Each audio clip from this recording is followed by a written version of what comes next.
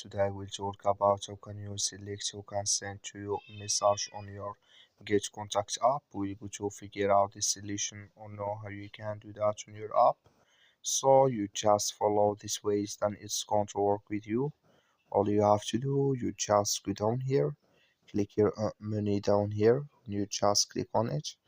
So then it's going to take you to this list. It's going to show for you like this.